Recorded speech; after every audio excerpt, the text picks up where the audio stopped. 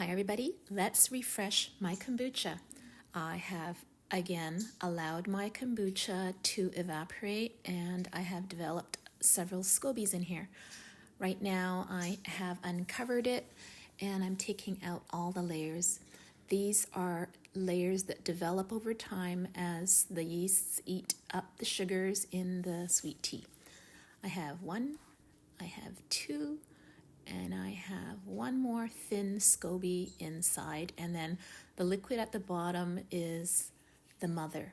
So I'm going to measure out the mother and set it aside. Do not dump this out at all. It is the starting liquid for your next batch. If I haven't washed my vessel in a while, I might at this point rinse it out with some hot water. I usually don't use soap because it's a pretty acidic environment, and really I just scrub it with a brush, a clean brush, and then I rinse it out with hot water. I have in my Pyrex some hot water, some sugar, and I'm going to be putting in some pu'er tea. This is a Chinese tea.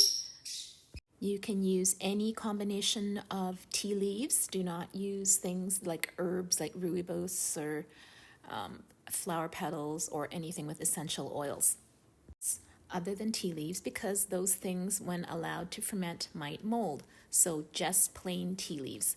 I like loose leaf tea. You can use black or green or even a combination for a healthy SCOBY and environment for your yeast to thrive.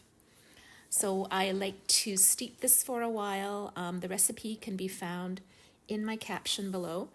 You can adjust by doubling if you have a larger vessel, or maybe you can even make a smaller half batch. What I like to do, and it's a little secret tip, is cool it down with ice cubes. So I will use less hot water and then make up the difference in ice cubes so that I don't have to wait for it to cool down.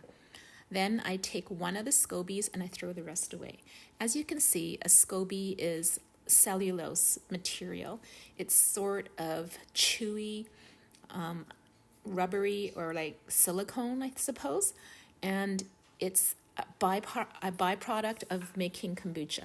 You need a SCOBY to start making another batch of kombucha, but you don't need all of them. So you can either feed this to your chickens, compost it. Some people dehydrate it and give it to their kids to eat or their dogs to chew on. I just compost it because it doesn't taste good. Here I am replacing the SCOBY and then putting back the mother. I like to strain mine because I don't need the extra yeasts that are floating about. And then when the tea has come to room temperature, I also strain that back into the vessel.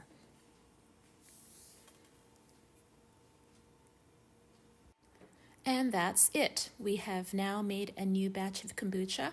I cover it with a towel, like a light cloth, a handkerchief, or even a coffee filter, paper towels, they all work, and then secure it with an elastic band. Allow this to ferment from 4 days to a week, depending on the ambient temperature of your room. Then you'll proceed with the second fermentation.